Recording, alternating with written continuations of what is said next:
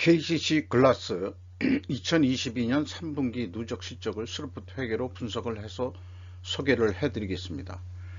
매출은 17.5%가 증가했는데 반대로 영업이익은 44%가 감소했습니다. 하단에 나와 있는 내용이 좋았다고 생각하시면 구독, 좋아요 꼭 부탁드리고 1.5배속을 보시기 바랍니다. 원가회계 손익 내용으로서 매출은 1조 원대로서 전년 동기 대비 17.5%가 증가했습니다.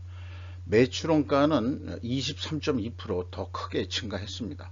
그래서 매출 총이익이 0.7%뿐이 증가를 하지 않았고요. 판매관리비가 28.3%나 크게 증가해서 영업이익은 21.5%가 감소한 것으로 그렇게 나타납니다.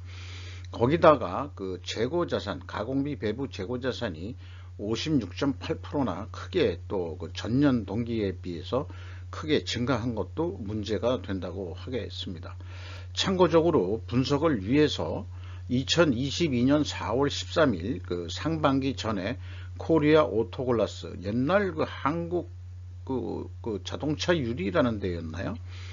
뭐 그런 데였던 모양인데, 그 다음에 그 코마 글로벌을 각각 흑수 합병했다 하는 이런 정보가 분석하는데 그게 도움이 됩니다. 그리고 그 위에 나와 있는 내용 스캡티시즘에 대해서 10분 그 이해를 해주시면 대단히 감사하겠습니다.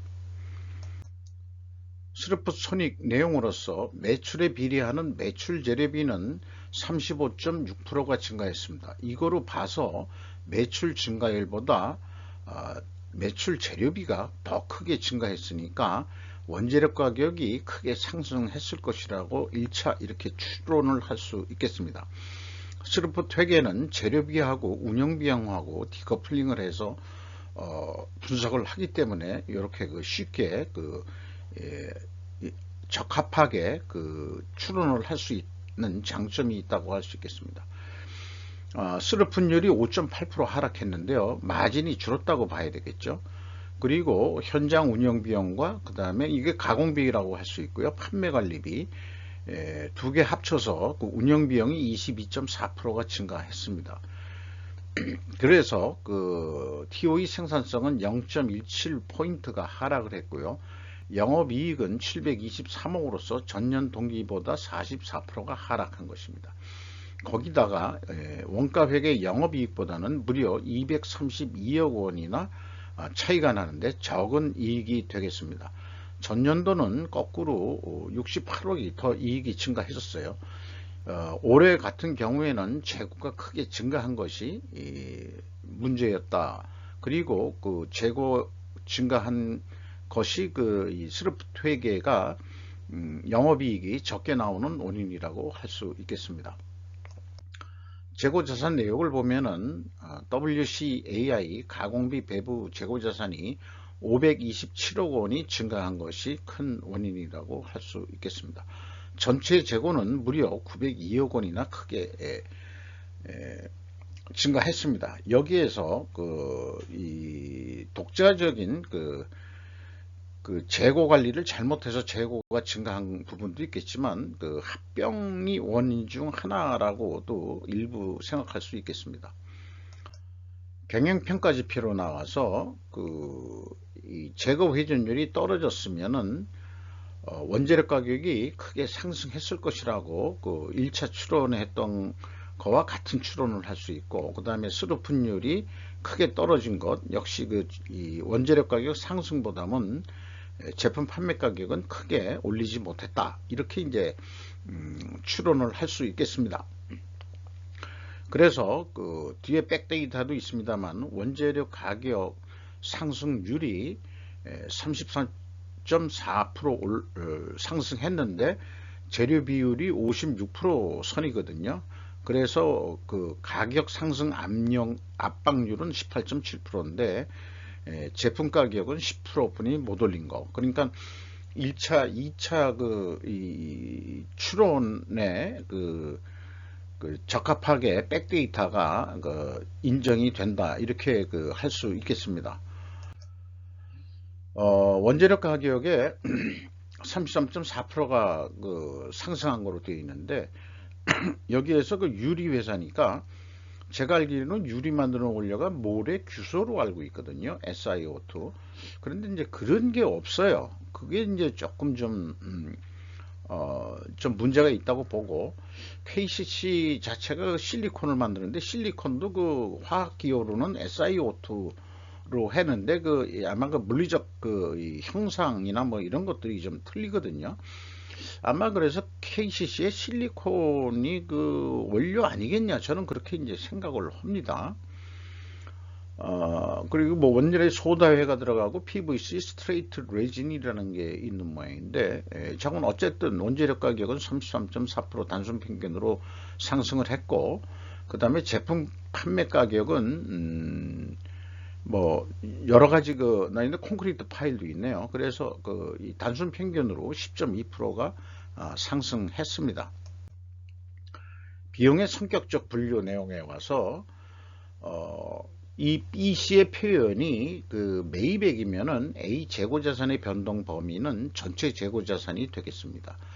그런데 이 올해 3분기 분석부터 전체 재고자산을 변동 범위로 가져가고 있는 것도 일관성이 있다고 해도 분식회계로 인식할 필요가 있다. 이렇게 이제 제가 지금 의견을 피력하고 있습니다. 왜냐 그러면은 원재료 가격도 원재료도 대부분 재고가 증가하거든요. 원가 회계는 재고의 증가는 이익의 증가이기 때문에 실제 실적보다도 이익이 더 많게 나오는 그런 산식을 가지고 있기 때문에 그렇습니다. 그리고 여기 가공비를 보면은 가공비가 20.5% 증가했는데, 그러나 총 제조 비용에 비해서는 가공 비율이 5.1% 하락했습니다. 상대적으로 재료비 가격이 5.1% 상승했으니까 1, 2, 3차 쭉 추론을 보더라도 원재료 가격이 상승했다라고 그렇게 확인할 수 있겠습니다. 그래서 3차 추론은 어떻게 생각하면은 입증 성격이라고도 볼 수 있겠습니다. 이렇게 해서 이것을 논리표로 한번 또 표현해 보면은 충분 조건이라는 건데요. 재고 회전율과 수르픈율이 순방향으로 다 같이 떨어졌다면, 그러면 투명회계 개연성을 한다. 왜냐하면은 원재료 가격이 상승하고 그 다음에 제품 가격은 거꾸로 상대적으로 인하가 되었기 때문이다. 그리고 데이터 확인도 됐다. 요거 한 가지만 가지고 되겠느냐? 그러면은 입증을 위해 필히 존재할 다른 결과도 생각해 봐야 되는데, 아마 수량으로 재고 회전율을 허들에도 아마 일치하게 나올 것이라고 추정을 합니다만은, 외부에서는 수량으로 저희가 재고 회전율을 확인할 방법은 없겠습니다. 또 한 가지, 지금까지 말씀드린 대로 회계는 논리적 사고의 연습의 훌륭한 교재가 될 수 있다 라고 소개를 좀 드리고 싶네요. 그리고 이 재고자산 매출원가 회계 투명성을 또 검증을 쭉 1, 2, 3단계가 있는데, PQ 총제조 비용의 차이가 있습니다. 이것이 이제 재고자산의 변동범위 차이인데, 총 제조 비용의 차이도 일치하거든요. 그러면은 미작품을 제외하고 전체 재고 자산이니까, 그러면은 갭2에 전년도는 일치를 하는데, 올해 3분기에는 264억 원의 차이가 있죠. 그래서 이것이 뭐냐 그러면은 코마 글로벌 합병 재고로 들어온 것이다. 이렇게 확인이 됩니다. 그런데 문제는 현금 흐름표 기준 전체 재고 자산의 흐름이 큰 차이가 있습니다. 이게 좀 문제라고 보는데요. 이걸 현금식으로 읽으면은 현금이 707억 원이 나갔다면은 재고가 707억 원이 증가해야 되는데 무려 903억 원이나 증가했어요. 그래서 196억 원이 더 어디 하늘에서 굴러 떨어진 것으로 되어 있습니다. 전년도는 또 이렇죠. 현금이 38억 원 나갔으면은 거꾸로 재고가 증가해야 되는데 거꾸로 또 거의 40억 원 돈이 또 감소를 했거든요. 그런 것도 이것도 이제 그 순리에 맞지 않는 거고, 그래서 그 갭이 78억 원이나 됩니다. 이런 게 무엇이냐고 말하자면 한다면은 그 회사 그 사업 보고서 내용 가지고는 전혀 추적성을 확보할 수가 없습니다.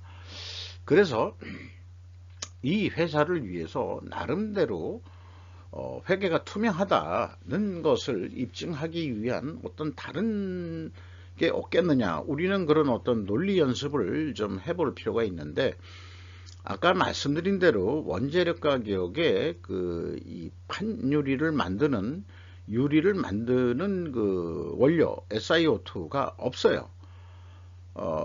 그렇다면은 이것이 혹시 그 KCC에서 넘어오는 그런 거하고 그 상관관계가 있지 않겠느냐. 인과관계까지는 확인을 할 수가 없습니다. 그러니까 원인과 결과까지는 아니지만은 뭔가 이 상관관계가 있을 것 같다. 이렇게 매년 연속적으로 현금 흐름으로 이렇게 안 맞는다 그러면은 뭔가 그 회계 처리가 안 된 그 원재료가 195억 원이 그 원재료가 아니겠느냐, 이렇게 이제 생각을 해 보는 거죠. 그것이 재고자산 명세에 그게 그 빠진 건지 뭐 그건 확인할 방법은 없겠습니다만은 그렇게 한번 그 상상을 해보는 겁니다.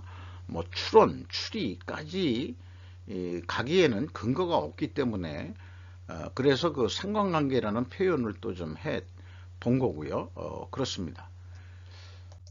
운영비용은 그 운영비용 중에서 급여가 942억 원이 집행이 됐는데 전년보다 12.5% 금액이 증가했고요. 직원수는 125명이 증가했습니다.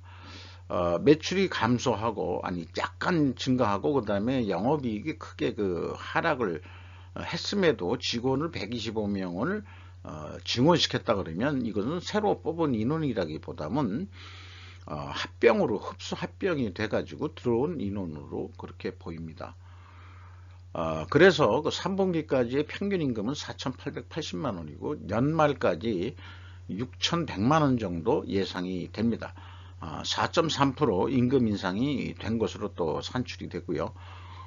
그리고 전력 연료비, 그 유리를 만드는데 그 에너지가 많이 들어가는데 66.5%나 크게 상승을 했습니다. 이것도 이제 그 제조 원가가 크게 오르는데 영향을 미쳤겠죠.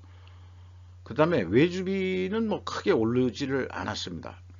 여기에서 이 직원수 증가는 합병 결과로 이제 해석이 되는데, 제가 뜬금없이 이런 표현을 한번 해보고 싶어졌어요. 어떤 큰 기업이 흡수 합병될 때, 큰 기업에 흡수 합병될 때 생산직은 걱정할 게 없어요. 내 일자리는 그냥 가져가는 거다, 이렇게 생각하는데, 그래서 본인들은 생존에 지장이 없을 거예요. 그러나 관리직의 운명은 점령군 손에 달렸다. 왜냐 그러면은 합병을 하면은 관리직은 중첩되는 부서가 많거든요. 예를 들어서 사람을 관리하는 인사부서라든지 또 총무부서라든지 또는 구매부서라든지 뭐 이런 데에서는 그대로 이 중소기업에 있던 데를 흡수 합병하면은 인원수가 아니더라도 충분히 그 관리직은 소화할 능력이 있을 수 있기 때문에 대부분 흡수 합병될 때 불이익을 당하는 부류는 사무 관리직들이 잘릴 확률이 있다. 그 125명 증가가 아마 이 잘린 사람을 제외하고 살아남은 사람만 증가한 거로 그렇게 저는 그 추리소설을 써볼 수 있겠습니다. 이렇게 해서 매출원가 차이가 있음에도 불구하고 연말까지 계획은 제대로 이 재고자산 변동 범위를 WCAI로 해가지고 계획을 한다면은 1조 한 3천억 원 할 수 있는데 뚝 잘라서 이거를 납품 계약이라고 만약 본다면은 어떤 그 한 건에 120만 원의 계약이 됐다. 그러면은 이제 원하는 것은 그 11만 9천 원 정도 남는 거였는데, 이렇게 그 깎이면은 그 6만 한 3천 원뿐이 남지가 않는다. 이 경우에 그 재고가 20%좀 증가하는 거로 했는데요. 그래서 노력을 좀 8% 정도 그 매출 증가를 위해서 노력을 해보자. 이렇게 돼서 그 129만 6천 원에 판매하는 것으로 그런 효과를 낸다 그러면은 남는 거는 거의 뭐 2배 정도, 8% 노력을 해서 영업이익은 2배 정도, 87% 증가하는 것으로 그렇게 될 수 있지 않겠냐. 그런데 반대로 매출은 증가하지 않고 재고만 10%를 줄였다. 왜냐하면 이 기업이 연말에는 좀 재고를 좀 줄이는 그런 경향이 있거든요. 그래서 실질적으로 매출은 증가 안 했는데 재고를 그 생산량 조정을 통해서 재고를 줄였다 그러면은 그 영업이익은 8천원 뿐이 남지가 않습니다. 그래서 10만원 돈이라는 영업이익이 날아가게 되어 있습니다. 이것이 원가 회계의 맹점인데, 그래서 항상 그 재고도 플러스적인 거로 하고 원가 회계가 결국은 인플레를 조장하는 그런 그 로직 산식을 가지고 있다 라고 얘기할 수밖에 없다고 저는 생각을 합니다.